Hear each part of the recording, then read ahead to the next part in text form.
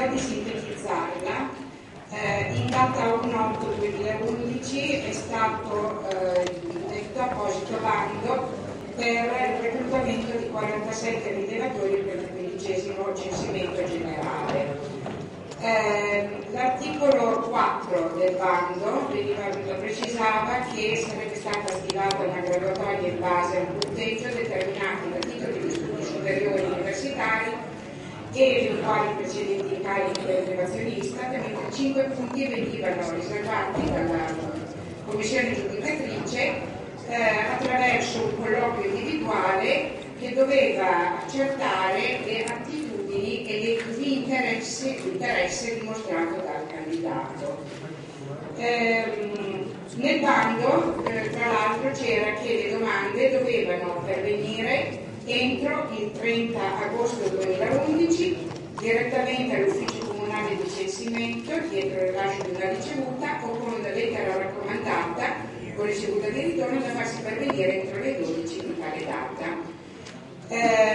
Preso atto che la commissione di valutazione delle domande è stata costituita con provvedimento 52/2011, nello stesso giorno, cioè il 14/9/2011, in cui alle ore 9:30, secondo il verbale della stessa commissione, iniziarono i lavori di esame della documentazione pervenuta, considerando quindi che la Commissione nel corso della prima riunione decise di ammettere una domanda che risulta ufficialmente pervenuta in data 31/08/2011, premetto, in realtà le domande erano 3, 2 però non avrebbero potuto comunque partecipare alla selezione perché residenti fuori vigevano, mentre una è stata accettata nonostante fosse protocollata in data 31/8 e quindi chiediamo proprio per questa ragione le motivazioni per cui non è stato previsto nel bando la presenza di un'apposita commissione giudicatrice e chiediamo come mai questa sua tardiva costituzione. Le ragioni e le motivazioni in base alle quali si è deciso di ammettere una domanda pervenuta palesemente oltre i termini territorialmente stabiliti e quali sono stati i criteri adottati nell'attribuzione da parte della Commissione del punteggio per il colloquio, considerato che la valutazione delle attitudini e dell'interesse ci appare come un criterio decisamente insufficiente dal punto di vista tecnico-scientifico dei dati. Grazie.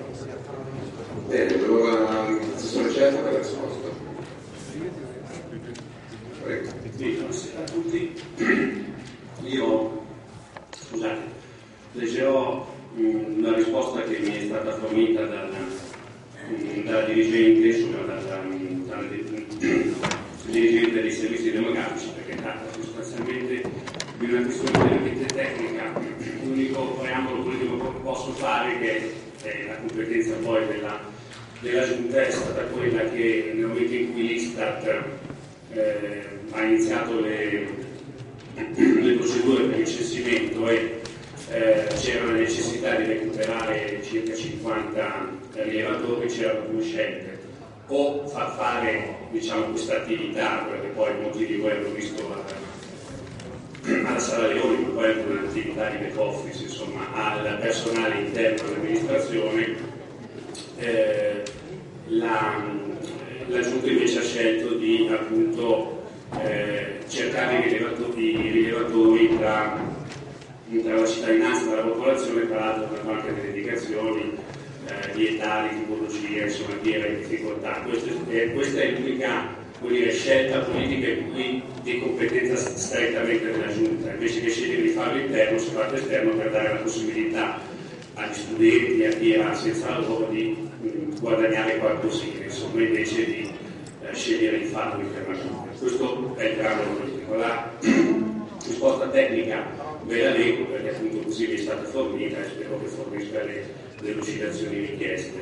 Dunque, la legge in generale prevede due tipologie di termini: perentorio e ordinatorio. Il termine perentorio deve essere dichiarato specificatamente nell'atto. Per chiarire il concetto, nei bandi di gara, affinché il termine sia perentorio, deve essere scritta una formula di rito, e cioè l'offerta deve pervenire entro il giorno giorno X alle ore X, pena di esclusione della gara. In tal caso ogni offerta presentata deve essere tassativamente esclusa perché è così prevede il bando, mentre in questo caso non c'era questa dicitura specifica. Il termine ordinatorio invece non prevede questo tipo di sanzione. Entrando nel merito, successivamente al ricevimento delle domande, in seguito ad una prima valutazione sulla completezza delle stesse, la Commissione ha verificato che 18 domande non erano complete. Per garantire la più ampia partecipazione di giovani studenti e disoccupati, che era la tipologia che la Giunta aveva identificato come a cui indirizzare questa selezione, la Commissione ha deciso di dare a queste 18 persone la possibilità di integrare la domanda con dichiarazione protocollata, quindi diciamo che il termine era già stato portato avanti anche per consentire a chi aveva non fornito la domanda completa di poter partecipare, proprio che lo spirito era questo. 10 candidati hanno integrato la documentazione mancante. Queste fasi di ammissione all'integrazione risultano dai verbali 1 e 2, di cui è già stata data copia alla consigliere Valdo. Avendovi ammesso 10 partecipanti, a buona ragione, si è ritenuto di dover ammettere anche le domande giunte oltre il termine, che si ribadisce non è perentorio ma ordinatorio. La commissione giudicatrice deve essere costituita dopo che sono pervenute le domande e prima dell'esame delle stesse. Questa procedura è stata precisamente rispettata. La commissione giudicatrice è stata costituita nell'assoluto rispetto di quanto previsto dal regolamento degli uffici e dei servizi. Partendo da una graduatoria iniziale formata sui titoli, era assolutamente necessario per l'ente procedere ad un colloquio che evidenziasse le attitudini dei partecipanti, le capacità di interloquire con le persone, la capacità di approccio corretto, perché non va dimenticato che ogni rilevatore doveva avere contatti con i cittadini e indubbiamente doveva avere le capacità necessarie ad una comunicazione corretta. Anche la disponibilità in termini di tempi e di orari dei candidati è stato un elemento per la valutazione, visto che le operazioni dovevano svolgersi in un periodo concentrato di tempo. Il censimento ormai concluso è una procedura che richiede precisione, attenzione e capacità di agire con una certa autonomia affinché sia poi correttamente realizzabile la fase successiva del confronto censimento-anagrafe, e queste sono state le capacità verificate dalla Commissione. Il bando, peraltro, o la selezione, non aveva nessuna pretesa di essere uno strumento tecnico, né tantomeno didattico, ma solo di accertamento di capacità necessarie a svolgere il compito.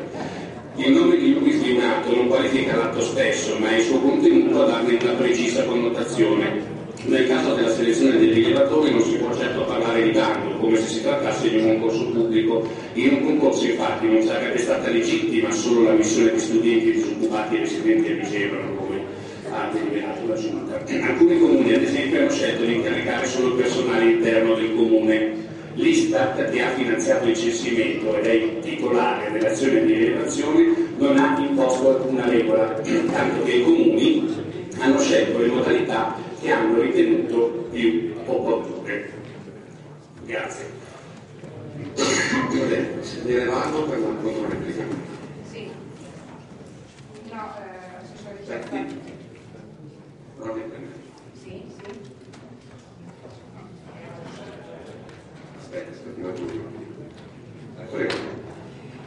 sì. Sì. Non mi ritengo soddisfatta, Assessore, per diverse ragioni. Prima di tutto perché qui si parla di bando, secondo perché si dice, ad esempio, perché per chi inviava tramite lettera raccomandata che i plichi dovranno pervenire entro le ore 12 della data di scadenza del bando, non farà fede la data di spedizione, ma solo quella di ricevimento. Quindi si dava una certa importanza al concetto che le domande pervenissero entro il 30 di agosto e non i giorni successivi. Sul fatto che ci fosse necessità di criteri più chiari l'ha proprio dimostrato lei, quando ha coniugato per indicatore estremamente generiche. Quelli che ha dato lei sono i criteri, non quelli del bando, e nemmeno quelli dati dalla Commissione. Allora io dico che la genericità l'approssimazione, fanno sì che i cittadini abbiano poi grosse diffidenze nei confronti dell'amministrazione e della politica. Se invece le procedure fossero chiare e nette, e mi dice sono state portate delle domande imperfette, si sono benissimo, ma una non doveva comunque essere accettata, le altre poi come imperfette potevano essere eventualmente perfezionate, magari mettendolo anche sul sito del comune, perché c'è sempre il danno nei confronti di chi avrebbe potuto ulteriormente partecipare, visto che ormai era saltata secondo voi la data del 30 e non ha potuto farlo. Ha ascoltato la mia risposta. Allora, passiamo alla terza interrogazione. Il consigliere Vigliavacca del gruppo Città Medese, metodo centrale Olio di Corso Genova. Grazie Presidente. Allora, permesso che si prende delle richieste di autorizzazione per la realizzazione di una centrale d'olio da realizzarsi in Corso Genova dalla stampa locale, i consiglieri comunali di Cimità Giovanesi, preoccupati per l'impatto ambientale e sanitario che tale progetto potrebbe avere sulla collettività, interrogano il sindaco e la giunta per sapere quali sono gli estremi del progetto ed è stata avanzata la richiesta. Ma a questo quesito non chiedo risposta perché ovviamente i fatti e i tempi hanno superato la domanda stessa, siamo già correnti di tutto, sono ormai di dominati. Chiediamo risposta però a quale punto si trova l'iter burocratico mirato alla sua eventuale autorizzazione, per quale ragione si deve apprendere dalla stampa la notizia anziché dai giusti canali istituzionali e la posizione ufficiale dell'amministrazione in merito a tale progetto. Grazie. Risponde l'assessore Facchini. Sì, sarò telegrafico visto che ci sono tanti punti questa sera, quindi saltiamo la prima. A quale punto si trova l'iter burocratico? In questo momento l'iter burocratico si trova ad una fase perché è stata chiusa la conferenza dei servizi in maniera positiva e siamo in attesa dell'autorizzazione di questo impianto. Per quale ragione si deve prendere dalla stampa la notizia? Beh, la risposta è semplice, cioè sono stato intervistato in merito a questa situazione e come tale ho dato, visto che non c'è niente da nascondere, assolutamente risposte in merito a quello che è stato un iter procedurale. E su quel che riguarda la posizione ufficiale dell'amministrazione in merito a tale progetto, già dagli atti presentati dove c'è stato un po' di confusione, di interpretazione da parte di qualcuno, noi di fatto siamo in attesa di creare una situazione generale insieme alla provincia per quel che riguarda l'atteggiamento nei confronti di questi impianti.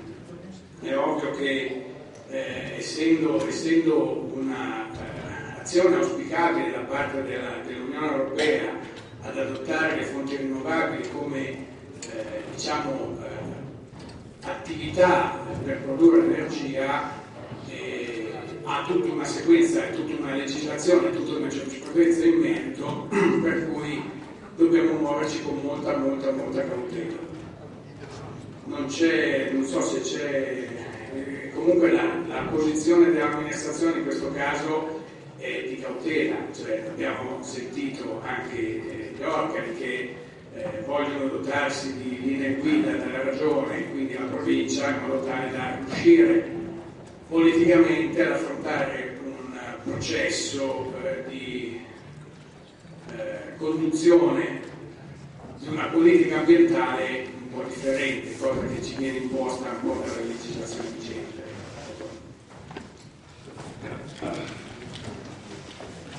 Consigliere Vigliavacca per la concorrenza. Sì, non sono soddisfatto della sua risposta perché quando noi chiedevamo per quale ragione si deve prendere dalla stampa la notizia anziché dai giusti canali istituzionali, io mi riferivo facendo proprio memoria all'invito suo assessore in commissione consigliare dove auspicava collaborazione con i consiglieri comunali all'interno della commissione consigliare. Ecco, un buon esempio di collaborazione sarebbe stato, e a tempo, quindi prima delle conferenze dei servizi, quindi una volta prese le richieste di autorizzazione, convocare le commissioni consigliari per discutere con i consiglieri comunali delle richieste avanzate di questo progetto per divenire in maniera orale a una legittima posizione. Invece la sua risposta è stata: ma sono stato intervistato dalla stampa e quindi io ho risposto perché non c'è nulla da nascondere. Però non è giustamente la situazione. La collaborazione che lei auspica, se l'auspica, impari anche a darla. Quindi lei convocava la commissione consiliare per tempo, si faceva un confronto e forse oggi non ci troveremo in una situazione in cui ci troviamo. Questo per quello che riguarda la sua risposta. In quanto all'ultima risposta, mi riservo poi della discussione durante la mozione perché è inutile perdere tempo adesso. Grazie. Va bene, proseguiamo allora. Interrogazione del consigliere Pizzi del gruppo